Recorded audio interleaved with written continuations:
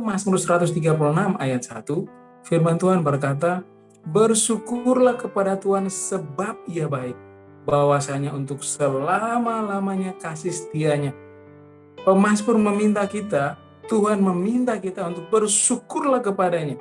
Sebab apa? Sebab Dia baik, dan bahwasanya untuk selama-lamanya kasih setia Tuhan. Kenapa kita bersyukur?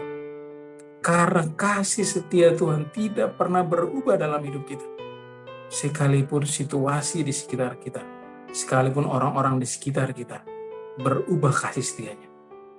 Masalah bisa datang silih berganti, persoalan bisa muncul kapan saja, keadaan bisa berubah. Orang-orang di sekitar kita juga bisa berubah. Tapi Tuhan selamanya tidak berubah.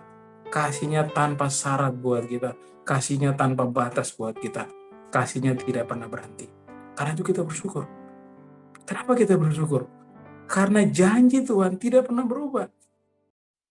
Manusia bisa berjanji apa saja dan bisa juga tidak menepati. Situasi-situasi yang terjadi di sekitar kita tidak sejalan dengan apa yang kita mau.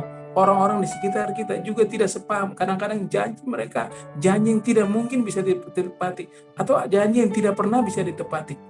Tapi kenapa kita bersyukur kepada Tuhan? Karena janji Tuhan selalu ditepati. Alkitab berkata apa? Biarpun gunung-gunung beranjak, bukit-bukit bergoncang, kasih setiaku tidak pernah beranjak daripadamu. Alkitab berkata apa? Apa yang keluar dari mulut Tuhan tidak akan pernah kembali dengan sia-sia. Tuhan bicara, Dia menepati janjinya. Kenapa kita perlu bersyukur? Karena Tuhan tahu hidup kita. Tidak ada bagian dari kita yang lepas dari kontrol Tuhan. Karena itu semua yang masuk hidup kita, semua yang ada di seputaran hidup kita, situasi, keadaan, masalah, persoalan, pergumulan, berkat, orang-orang di sekitar kita, dipakai Tuhan, dibawa Tuhan untuk mendatangkan kebaikan buat kita. Kita perlu bersyukur karena Dia tahu hidup kita, dan apapun rencananya dalam hidup kita selalu hanya untuk mendatangkan kebaikan. Kenapa kita perlu bersyukur? Yang paling utama, karena Yesus mati buat kita.